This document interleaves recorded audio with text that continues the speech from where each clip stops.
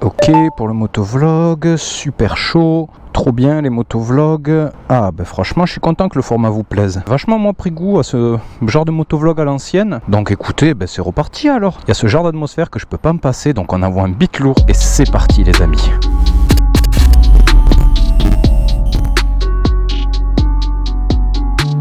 Bon, j'avoue que sur ces motovlogs, le seul truc où je me suis un peu emballé, c'est vous dire une fois par mois, ce sera régulier dans l'idée. Alors, par contre, une fois par mois, moi ça me fait mettre des délais. Je préfère faire mes sorties en fonction de ce qui s'y passe, de ce que j'ai à dire aussi. Et du coup, là, en parlant rythme de sortie, je voulais également vous dire que j'ai trouvé mon rythme. Et donc, on va tourner à 2 vidéos par mois, les amis. Ça paraît pas comme ça, mais en vrai, je me suis mis une grosse pression là sur les sorties de vidéos, à toujours être alimenté. Et j'ai commencé là dès janvier, donc à me caler sur ce rythme d'une vidéo par 2 semaines. Même si la vidéo est prête en avance, j'attends pour faire ma sortie parce qu'on a toujours ce syndrome un peu de la feuille blanche. Ce qui se passait avant, c'est que des fois j'avais je bossais non-stop pendant 3 semaines, vous sortez 3 vidéos sur 3 semaines. Franchement, après avoir tout donné, devoir réenchaîner comme ça et tout, c'est pas facile. Alors qu'une vidéo par 2 semaines, oh là là, vous pouvez pas savoir comme je me régale avec ce rythme.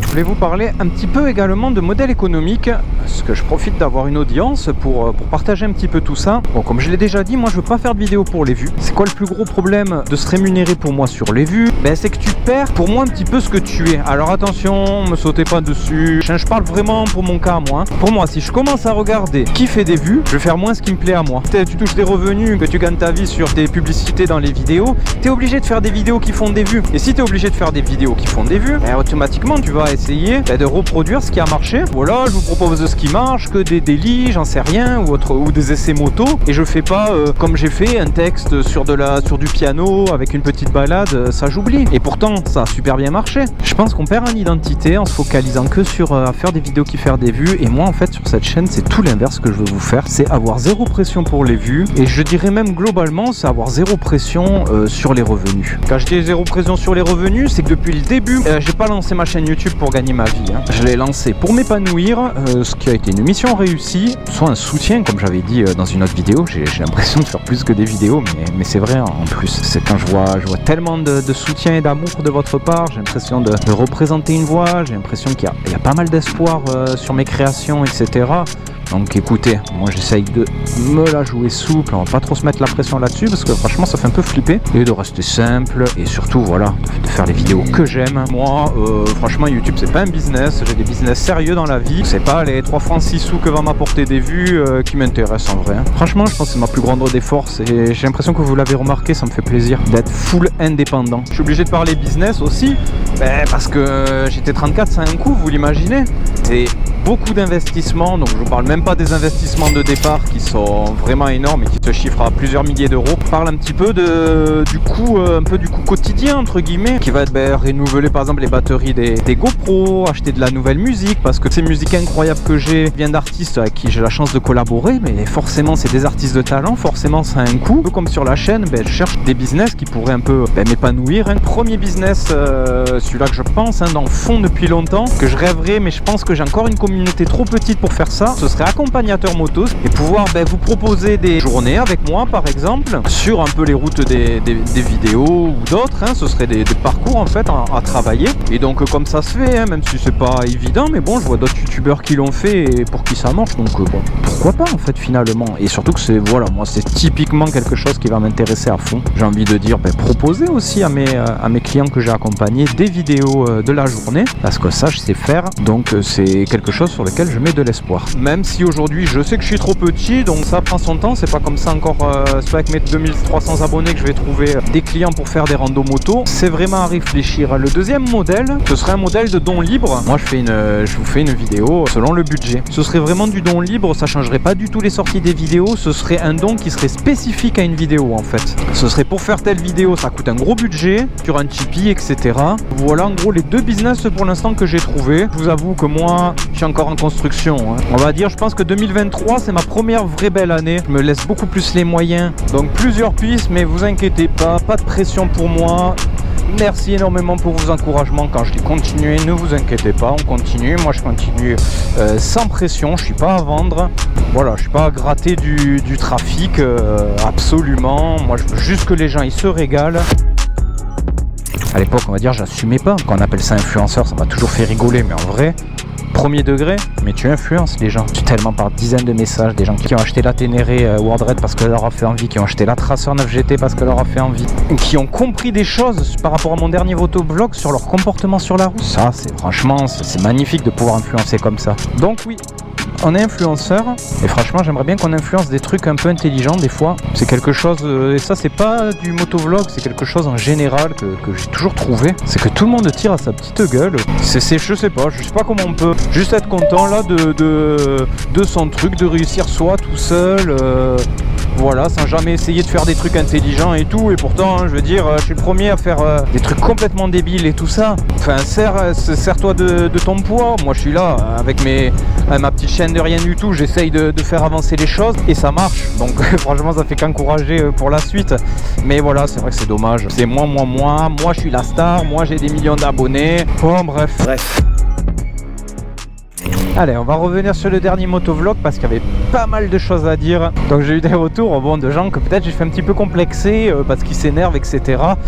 C'est un idéal les amis, hein. Je l'ai dit direct au début de la vidéo. Vous me suivez depuis longtemps, vous avez bien vu dans mes GT Aventure que franchement je suis loin d'être parfait, que moi aussi je fais des doigts, moi aussi je pète les plombs. Mais là je faisais une vidéo de prévention, donc c'était un idéal, c'est un idéal que je m'applique à moi-même. Non, on n'est pas parfait. J'ai eu aussi ouais mais moi ça me fait du bien de gueuler un coup. Mais tant mieux, fais-le frérot, si de gueuler un coup dans ton casque ça te fait du bien. Par contre, allez pas essayer d'aller vous régler avec tous les chauffards parce que là vous n'allez pas avoir fini et surtout vous mettez en grand danger. Donc on complexe pas, on fait au mieux. Donc j'ai fait pas mal de cuts de cette vidéo en mode Insta, TikTok, tout ça. Tout ce qui nous raconte que il n'y a que le sensationnel, le machin, les roues arrière qui marchent. Je vous propose d'aller voir ma chaîne TikTok. Alors je dis pas que j'ai percé de fou et tout ça, mais bon j'ai quand même 30 000 abonnés et plus de 800 000 j'aime. Vous allez compter les vidéos sensationnelles, hein. Vous allez voir, vous n'allez pas en trouver beaucoup. Des roues arrière, il y en a zéro. Bon, faut arrêter un peu avec cette idée reçue à la con là. Donc ça a été une grosse surprise pour moi, ça a parlé vraiment à beaucoup de monde et j'ai des réactions par centaines. Donc je vais essayer de vous synthétiser tout ça. Il y a plein de monde qui s'est reconnu dans cette manière de conduire. Mais franchement ça fait plaisir de voir que globalement les motards sont pas cons, se mettent en sécurité. On peut toujours faire une focalisation sur les mauvais comportements, mais moi je vois en tant que créateur qui lit des centaines de retours, faites plaisir à lire les amis. Donc sur les justiciers des routes, puisque c'est ça vraiment qui aura fait un peu le buzz, j'ai eu beaucoup de témoignages de personnes de exactement ce que je dis dans la vidéo. Ce que vous vous rendez pas compte, comment sont les gens? Ouais, je me suis embrouillé et tout ça, putain le mec il m'a mis un coup de frein, je me suis étalé. Je l'ai eu exactement l'exemple que je citais. J'ai eu un gars où l'autre il est sorti, barabine ou cric, un truc dans le genre, il s'est fait péter une jambe 6 mois d'ITT. Voilà, tout ça pour un feu, pour une histoire, un feu ou un céder le passage quoi. C'est sûr qu'on avance vachement. Vous allez me dire mais oui mais ça va, hein, c'est un fou. Les gars, ça fait 15 ans que je fais de la moto tous les jours. Des mecs, à chaque embrouille, ils te sortent un putain de clé à cric là. Arrêtez d'être calé là sur votre canapé. La vie c'est pas ça les gars, faut sortir de chez vous là. Parce que quand vous me dites personne dit plus rien, mais tu vas dire quoi? Tu crois que j'ai envie d'aller me faire démolir la gueule moi? Moi les mecs qui te font des crasses et tout ça, tu vas aller voir 3 gars solides qui vont te descendre de la bagnole, on va voir si tu vas faire le malin 2 secondes. Tu vas arriver avec tes grands commentaires, essayer de faire le justicier à tout le monde. J'ai échangé avec ces gens là pour justement préparer cette vidéo et qui se sont fait éclater les pauvres. Donc franchement c'est pas de l'imaginaire, moi je fais vraiment de la prévention au sens premier du terme. Il y a un truc que les gens qui s'expliquent ne comprennent pas. Vous comprenez pas que quand vous remontez quelqu'un là sur 500 mètres pour aller vous expliquer, les compteurs sont remis à 0. Toi tu es encore dans tu m'as coupé ton stop, lui tout ce qu'il voit c'est un motard qui lui vient à la fenêtre qui est en train de l'agresser. C'est tout ce qu'il voit, il en sait rien du tout de ton stop. Donc ils se sentent agressés juste, bon qu'ils répondent. Là le mec il grille le verre, il y va, je le remonte et tout. Au moment où je l'ai remonté, que je m'explique avec lui, il s'en fout, tu vois, pour lui le feu là ça fait longtemps que c'est passé et tout, il est juste en train de me dire qu'est-ce que tu me veux toi. Voilà, je pense pourquoi globalement ça sert à rien de vous expliquer, plus les arguments concrets que vous mettez en danger, etc. Et alors dans tout ça, on a quand même eu des justiciers des routes et alors j'en profitais pour répondre parce que on a des petites pépites là dans les arguments de mauvaise foi, c'est magnifique. Alors, premier argument qui a été si tout le monde laisse faire, c'est l'anarchie. Et oui, parce que là, typiquement, on a un justicier des routes qui laisse ça, qui a l'impression que ça a du sens ce qu'il fait là, d'aller embrouiller tout le monde dès que ça grille une priorité, etc. Donc il faut que ça soit justifié. Si personne agit, c'est l'anarchie. Mais en vrai, l'anarchie, en fait, c'est tout le contraire, mon ami. L'anarchie, c'est ce que tu expliques, c'est la loi du talion, c'est chacun règle sa petite loi. Alors moi, j'estime que pour incéder le passage, c'est un pétage de rétro. J'estime que pour m'avoir grillé un feu rouge et me mettre en danger, c'est cassage de gueule. Ben, c'est ça justement l'anarchie. Tu dis tout le contraire en fait. On a eu encore pire, c'est avec ces genres de mentalités que des femmes se font violer quoi, dans le métro devant tout le monde et tout ça. Exactement comme le premier argument, ces gens-là ont l'impression d'aller toquer au carreau, ça a du sens, ça sert à quelque chose. Et donc ils vont te comparer quelque chose où vraiment tu peux agir. Et donc là on est sur de la non-assistance en personne en danger. Encore une fois, justicier des routes, on y revient. Ils pensent que s'embrouiller, taper au carreau de quelqu'un et tout, ça sert à quelque chose, que le mec va pas refaire d'erreur et tout ça. Donc ils ont l'impression qu'il faut être là. Donc non, ça n'a rien à voir.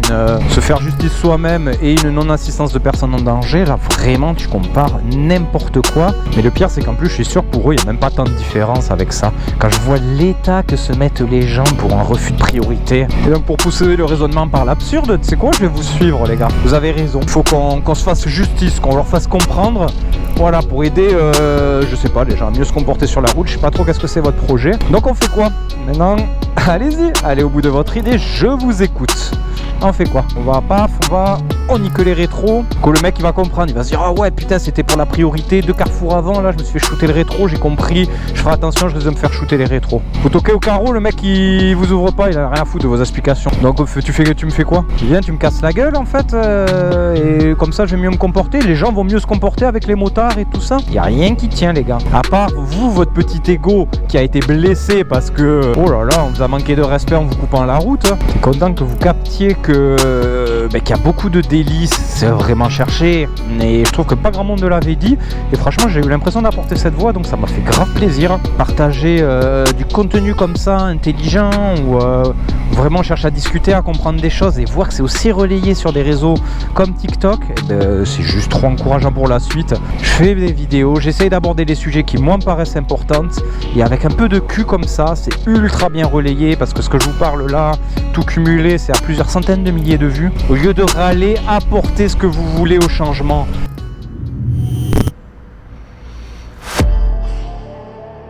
Donc déjà tu sais, juste sur le terme, on appelle un truc les mobilités de demain, les mobilités d'aujourd'hui. Parce que bon, quand tu as une moto électrique qu'on appelle ça des mobilités de demain, jusqu'à preuve du contraire, elle est à vendre ta moto électrique. Je vais mettre mon avertissement de suite, hein. J'ai aucun problème avec les voitures électriques. J'ai un peu plus de problème avec le débat, c'est qu'en fait il n'y a pas de débat. C'est comme plein de trucs, hein. De toute façon c'est binaire aujourd'hui, hein. On vit dans une société binaire, électrique bien, 0 g de CO2, pas électrique pas bien. Complètement fou qu'on en soit là. Tu te rends compte qu'on n'était pas sûr de pouvoir chauffer toutes les maisons en France cet hiver, et on va d'un coup là, on t'a décidé de t'alimenter 40 millions de véhicules à l'électricité. Donc tous les nuits, il va falloir recharger peut-être 15 millions ou 20 millions de véhicules qui roulent quotidiennement, et ça va, ça passe, pas de problème. Le nucléaire, l'uranium, là c'est sûr on en a volonté, les centrales à charbon, etc.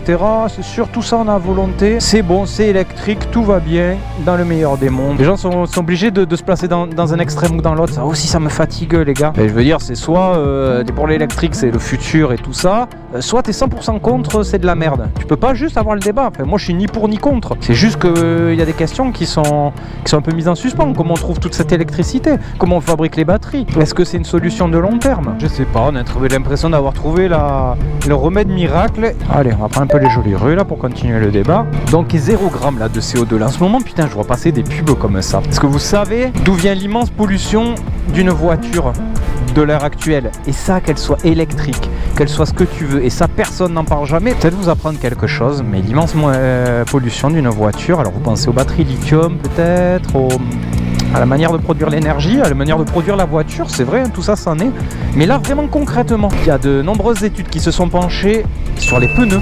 Ça a créé des particules fines qui vont, selon les études, jusqu'à, je vous mettrai les sources en description, qui font jusqu'à 20 fois plus de pollution qu'un échappement. Mais ça sonne moins bien, tu vois, les pneus qui s'usent et qui font de la pollution, ça parle à personne, donc hop là, c'est classé, de toute façon, c'est simple. Essence, ça pue, c'est mal. Électrique, c'est très bien, ça fait 0 pollution. Les gens veulent des solutions simples, veulent s'acheter une conscience, se brancher leur voiture et ils ont l'impression de révolutionner l'écologie, la technologie électrique.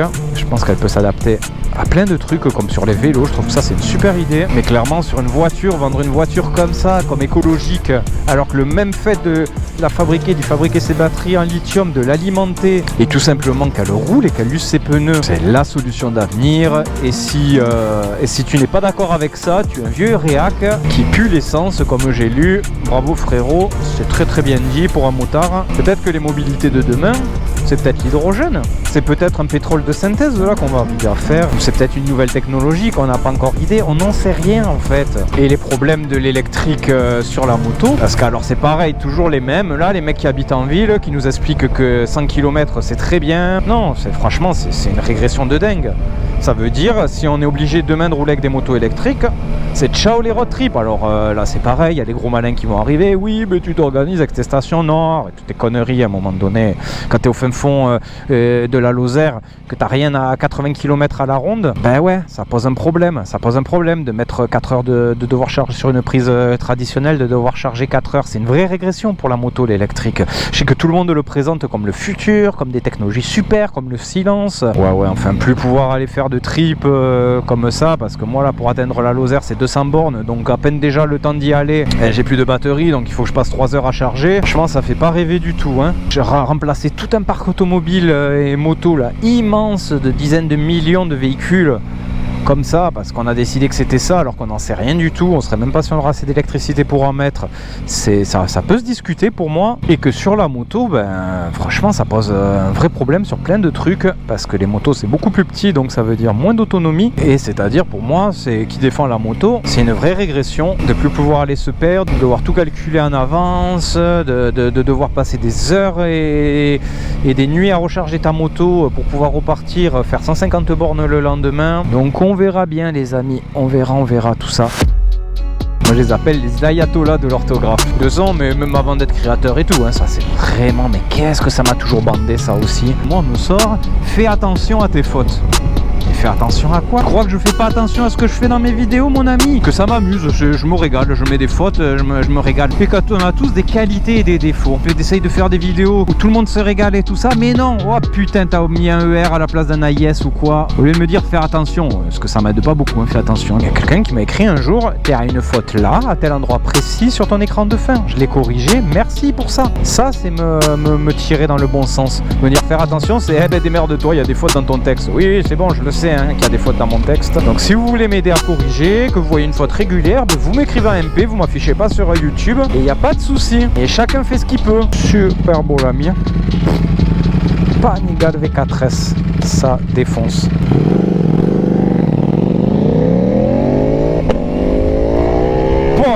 Le truc, écoutez les rapports. J'en ai marre qu'on nous monte les uns contre les autres les amis. Et capitaliser sur ça, c'est ça qui m'enfade. Et là la stratégie c'est, regardez nous on est les gentils, on aime la moto. Je sais pas, aller faire son buzz sur les malheurs des autres, c'est quand même assez spécial hein. C'est qu'on nous fait passer pour des binaires. Moi je l'ai vu la dernière fois dans un commentaire, j'ai répondu j'étais un peu vénère hein, mais bon. Et j'allais m'abonner mais parce que j'avais adoré la vidéo sur les CT7, mais je m'abonne pas parce qu'en fait je suis tombé sur un GT Aventure et tu fais un interfile avec une ambulance, t'es un fou et tout. Si tu veux, mais parce que ce qui m'a énervé c'est pas ce commentaire, parce que ça en fait j'en vois toute la journée, je m'en fous. Ce qui m'énerve là-dedans c'est que c'est exactement ça, c'est nous faire croire qu'on est des putains de binaires. Et il y en a qui continuent hein, de leur motovlog comme ça, hein. Ils craquent mais ils mettent tout en off et ils se font passer pour les gentils de l'histoire. Tu peux rouler chill pendant des mois, craquer sur un moment, tu peux avoir des jours avec, des jours sans.